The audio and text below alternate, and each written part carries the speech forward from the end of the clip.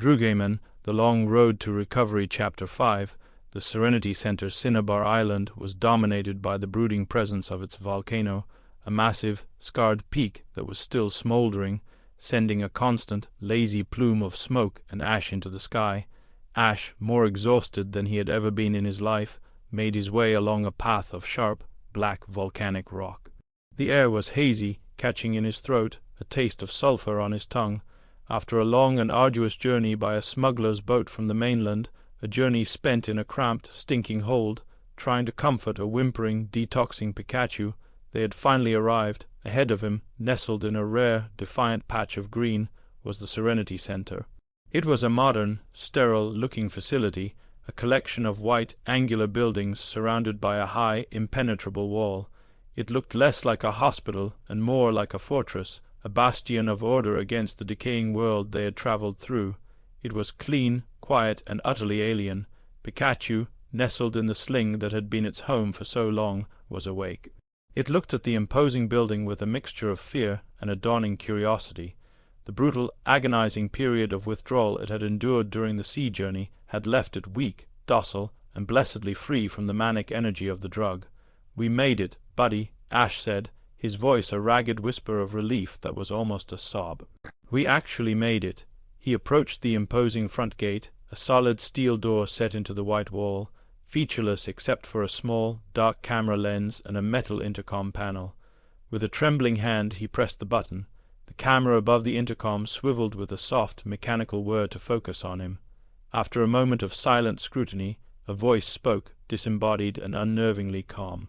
"Can I help you, my Pikachu?" Ash said, his voice cracking with a tidal wave of emotion and fatigue he could no longer hold back.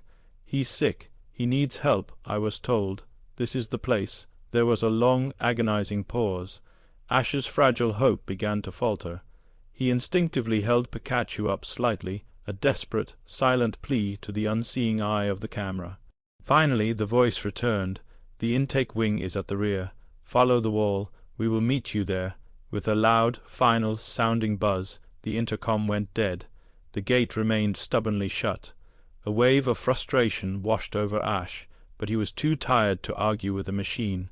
He complied, turning to begin the long, slow walk around the perimeter of the fortress.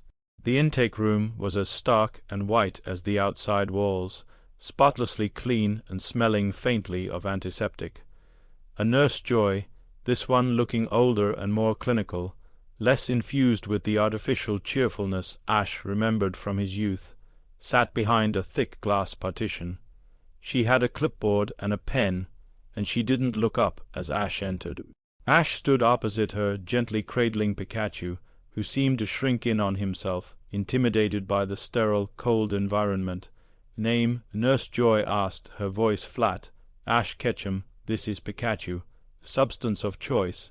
Ash flinched at the cold, clinical question, a brutal reduction of their long nightmare into a single, sterile phrase. "It's a kind of crystal." "It affects his electricity." Nurse Joy nodded, making a neat, precise note on her form. "A crystal methamphetamine variant. Common. Duration of use." Ash shook his head, a fresh wave of shame washing over him. "I don't know. A year, maybe longer." Nurse Joy finally looked up from her clipboard, her gaze analytical and devoid of sentiment. She looked at Pikachu, her eyes assessing his condition, then at Ash, her expression unreadable. "Place the patient in the transfer hatch," she said, her tone leaving no room for argument. She indicated a small, padded chamber in the wall, its door slightly ajar. Ash hesitated, his arms tightening around his friend. Sensing the impending separation, Pikachu began to panic, clinging to Ash's jacket with a surprising strength. "Pika, Pikachu," he cried, his voice sharp with terror. "It's okay," Ash said, his own voice thick with emotion as he fought to keep it steady. He pressed his face against Pikachu's head, a final, desperate moment of connection. "They're going to help you. It's going to be okay. I'll be right here." It was the hardest thing he had ever had to do. With a final, gut-wrenching hug, he gently disentangled Pikachu's paws from his shirt and placed his oldest friend into the hatch. He closed the door, the click of the latch echoing in the silent room like a gunshot. A moment later, a second door on the other side of the glass partition opened, and another nurse, her face a blur, lifted Pikachu out and carried him away. Ash watched through the glass as Pikachu disappeared down a long, white, featureless corridor. He pressed his hand against the cool, unyielding surface, his own haunted reflection staring back at him. "When can I see him?" he asked, his voice barely a whisper. "You can't," Nurse Joy said, her attention already back on her clipboard. "The first 30 days are a mandatory blackout period. No contact with the outside world. It's essential to break the codependent cycle." Ash turned from the window, his expression a mixture of disbelief and outrage. "Codependent, he's my partner. I'm all he has." If for the first time, Nurse Joy looked at him with something other than clinical detachment. Her expression was not unkind, but it was unyielding.